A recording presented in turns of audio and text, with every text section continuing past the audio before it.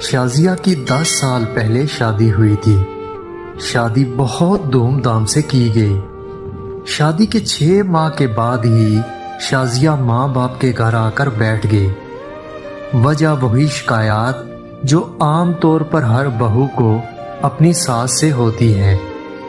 ماں باپ نے بیوقوفی کی کہ بجائے اسے سمجھانے کے اس کے شوہر کو بلایا اور الگ گھر کا مطالبہ کر دیا۔ داماد نے اپنی مجبوریاں بتائیں کہ میں الگ گھر لینے کی پوزیشن میں نہیں ہوں۔ ہاں، میں اتنا کر سکتا ہوں کہ یہ گھر میں ہی الگ ہو جائے، اپنا کھانا پکانا الگ کر لے۔ لیکن شازیہ کے والدین نہ مانے۔ اس کی ماں کہنے لگی کہ ہماری بچی ہم پر باری نہیں کہ ہم اسے 2 وقت کا کھانا نہ کھلا سکیں۔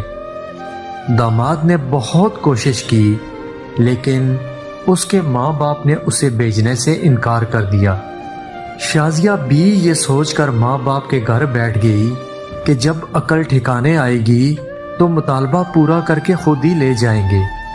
لیکن شوہر کی اتنی ہمت نہیں تھی کہ وہ الگ گھر کا بندوبست کر سکتا۔ شازیہ کے خاوند نے کچھ عرصہ تو صلح کی کوشش کی، لیکن شازیہ کی ماں اپنی ضد پر اڑ گئی اور بیٹی کو نہ بھیجا۔ چند ماہ کے بعد شازیہ ایک بیٹے کی ماں بن گئی۔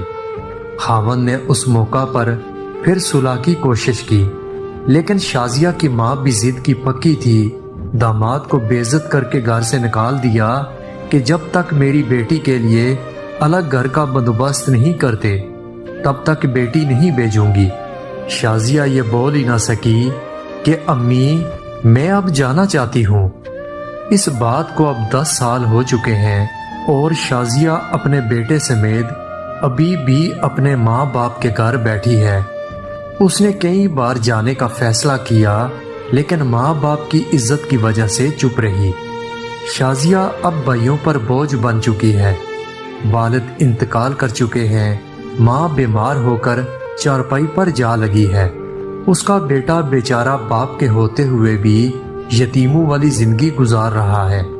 اب وہ پچھتا رہی ہے اور یہ سوچ سوچ کر پریشان ہے کہ اس کی ماں کے بعد اس کا کیا بنے گا، اور ماں یہ نہیں سوچ رہی، بس اپنی بات پر اڑی ہوئی ہے۔ لوگ سمجھا سمجھا کر تھک گئے پر کسی کی بات اس کی سمجھ میں نہیں آ رہی۔ میں سوچتی ہوں کچھ والدین کتنے بیوقوف ہوتے ہیں، جذبات میں آ کر غلط فیصلے کر کے اپنی بیٹی کی زندگی تباہ کر دیتے ہیں۔